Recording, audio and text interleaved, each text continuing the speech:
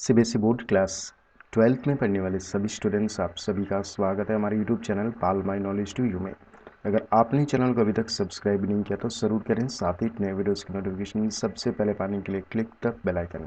सो इस वीडियो में आप देख रहे हैं एनुअल एग्जाम 2020 संस्कृत कोर, जिसका सीरीज़ है HMJ का क्वेश्चन पेपर, जिसका कोड है 22 सेट 4। बहुत इंपॉर्टेंट बात यह है कि परीक्षार्थी इस कोड को उत्तर पुस्तिका के मुख्य पृष्ठ पर अवश्य लिखें। रोल नंबर लिखना है आपको, क्वेश्चन पेपर में ही आपको यहाँ पर अपना रोल नंबर लिखना है। अब देखते हैं कुछ नोट्स। कृपया जांच कर लें कि इस प्रश्न पत्र में मुद्रित पृष्ठ 15 है। प्रश्न पत्र में दाहिने हाथ की ओर दिए गए कोड नंबर को छात्र उत्तर पुस्तिका के मुख्य पृष्ठ पर लिखें। कृपया जांच कर लें कि इस प्रश्न पत्र में 18 प्रश्न हैं। कृपया प्रश्न का उत्तर लिखना शुरू करने से पहले उत्तर पुस्तिका में प्रश्न का क्रमांक अवश्य लिखें। इस प्रश्न पत्र को पढ़ने के लिए 15 मिनट का समय दिया गया है। प्रश्न पत्र का वितरण पूर्वाह्न में 10:15 बजे किया जाएगा। 10:15 बजे से 10:30 बजे तक छात्र केवल प्रश्न पत्र को पढ़ेंगे और इस अवधि के दौरान वे उत्तर पुस्तिका पर कोई उत्तर नहीं लिखेंगे। तो ये थे नोट्स। अब देखिए संस्कृत कोर्स संस्कृत केंद्रिकम का क्वेश्चन पेपर, जिसके लिए आपको टाइम मिलेगा 3 घंटे का और अधिकतम अंक होंगे 80। यहाँ पर भी कुछ निर्देश है, वो एक बार देख लेते हैं। इंस्ट्रक्शंस, जहाँ स्पष्ट संकेत नहीं है वहाँ उत्तर संस्कृत में ही दीजिए। इस प्रश्न पत्र में 4 खंड हैं। खंड का अपठितांश अपबोधनम 10 अंक के लिए। सेक्शन बी संस्कृतेन रचनात्मक कार्यम। खंड ग अनुप्रयुक्त व्याकरणम। खंड घ भाग 1 पठितांश अपबोधनम, भाग 2 सामान्य संस्कृत साहित्य परिचय और पाठ 2 तो यही है सामान्य संस्कृत साहित्य परिचय। चलिए फाइनली स्टार्ट करते हैं। अपठितांश अपबोधनम क्वेश्चन नंबर 1 से।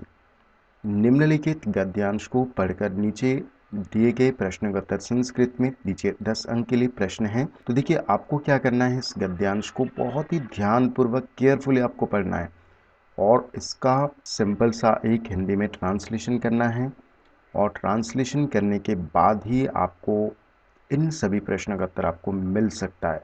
तो अगर इस वीडियो के अधिक से अधिक लाइक, कमेंट और शेयर आते हैं तो मैं इस क्वेश्चन पेपर का सॉल्यूशन बहुत जल्द मैं आपको प्रोवाइड करा दूंगा। आप हमें कमेंट सेक्शन में बता सकते हैं और किस तरह से आप इस क्वेश्चन पेपर को सॉल्व करेंगे। 100% आपका आंसर सही जाएगा। मैं आपको वो तरीका मैं बताऊंगा। बस वीडियो को आप अधिक से अधिक शेयर करें, लाइक करें और कमेंट करें। सो प्रश्न यहाँ पर देखिए, प्रश्न है एक शब्द में उत्तर दीजिए कोई भी 4 प्रश्न। तो यहाँ पर 5 प्रश्न हैं, 4 प्रश्न का उत्तर आपको लिखना है। ब प्रश्न देखिए पूर्ण वाक्य में उत्तर दीजिए कोई भी 2 प्रश्न। सब निर्देशानुसार उत्तर दीजिए कोई भी 3 प्रश्न एक शब्द में। द प्रश्न देखिए इस अनुच्छेद के लिए उपयुक्त शीर्षक संस्कृत में लिखिए। अब देखिए खंड ख संस्कृत रचनात्मक कार्य क्वेश्चन नंबर 2। आप देवव्रत हैं। आपने संस्कृत नाटक में श्री राम की भूमिका की है और सर्वोत्तम अभिनय हेतु पुरस्कार प्राप्त किया है।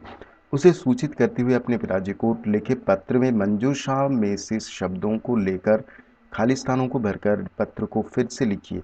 इसके लिए आपको 5 अंक मिलेंगे। सो यहाँ पर आपको तारीख लिखनी है और यहाँ पर 1 2 3 यहाँ पर 10 रिक्त स्थान है और ये मंजूषा है। इस मंजूषा में से ही आपको शब्द लेना है और इन रिक्त स्थानों में भरना है।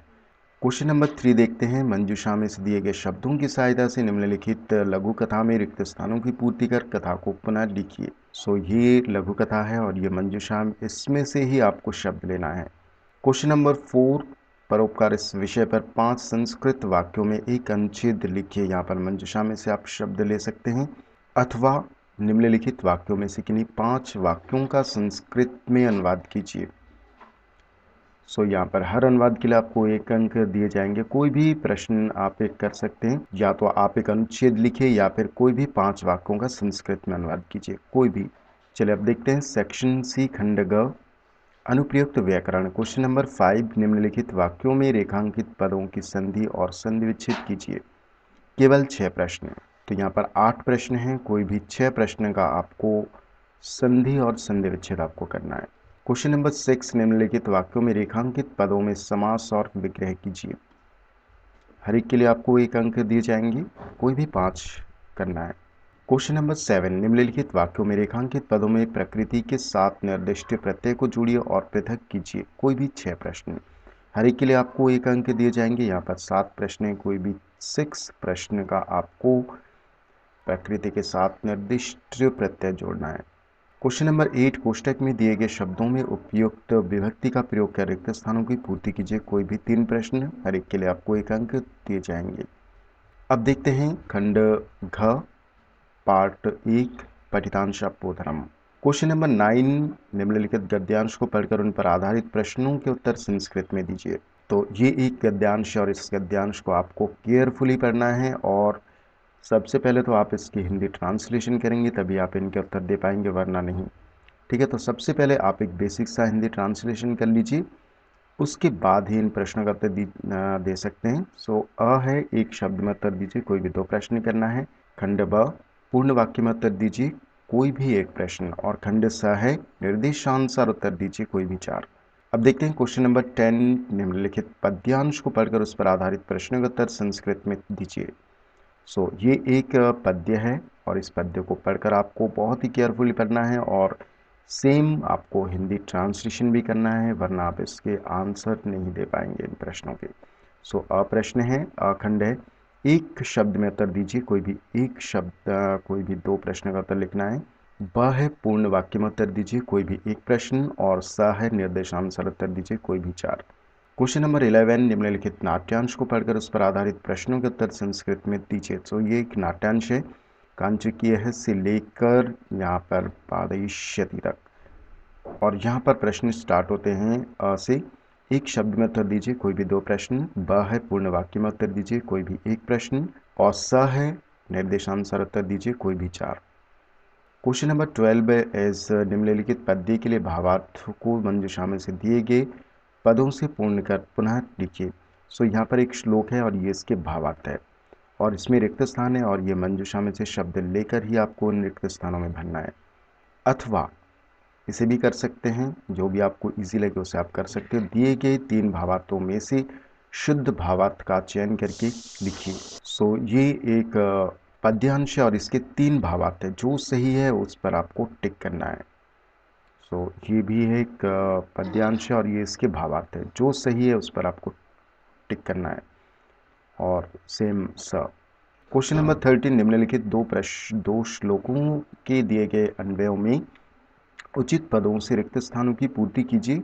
कोई भी 2 श्लोकों, यहाँ पर 3 श्लोक है, अ ब और ये इसके अन्वय है। यहाँ पर रिक्त स्थानों की पूर्ति आपको करनी है। तो अ और ब 2 श्लोक है, इन अन्वयों में आपको रिक्त स्थानों की पूर्ति आपको करनी है। अथवा प्रश्न पत्र से भिन्न पाठ्य पुस्तक का कोई 1 श्लोक लिखकर उसका भावार्थ लिखिए। क्वेश्चन नंबर 14, क स्तंभ के वाक्यांश का ख स्तंभ के वाक्यांश के साथ मिलान कीजिए। सो ये आपको मिलान करना है क स्तंभ का ख स्तंभ के साथ में। एंड क्वेश्चन नंबर 15 इस निम्नलिखित वाक्यों में रेखांकित पदों के प्रसंगानुसार शुद्ध अर्थ चुनकर लिखिए। कोई भी 4 प्रश्न। सो अ ब स और द। अब देखते हैं खंड घ पार्ट 2, सामान्य संस्कृत साहित्य परिचय का। क्वेश्चन नंबर 16, निम्नलिखित में से किसी एक कवि का परिचय संस्कृत में दीजिए। वाल्मीकि ही, भर्तृहरि ही, विष्णु शर्मा। अथवा मंजूषा में से दिए गए पदों की सहायता से निम्नलिखित वाक्यों में रिक्त स्थानों की पूर्ति कीजिए। सो ये मंजूषा है और इन मंजूषा में से ही आपको शब्द लेकर इन रिक्त स्थानों में भरना है। अब देखते हैं क्वेश्चन नंबर 17, कथा, आख्यायिका और रूपक की मुख्य विशेषताएं लिखिए। क्वेश्चन नंबर 18, खंड काव्य अथवा महाकाव्य की कोई 4 विशेषताएं लिखिए। सो स्टूडेंट्स, ये था क्वेश्चन पेपर 2020 संस्कृत कोर का। मैं आपको एक बार फिर से बता देता हूं, अगर इस वीडियो के इस क्वेश्चन पेपर के अधिक से अधिक लाइक, कमेंट और शेयर आते हैं और आप कमेंट करते हो कि इस क्वेश्चन पेपर का सॉल्यूशन चाहिए, तो मैं इसका सॉल्यूशन बहुत जल्द मैं आपको प्रोवाइड करा दूंगा। इसका लाइक रखते हैं 1000, होप आप कर दोगे। सो मिलते हैं नेक्स्ट वीडियो में। Thank you.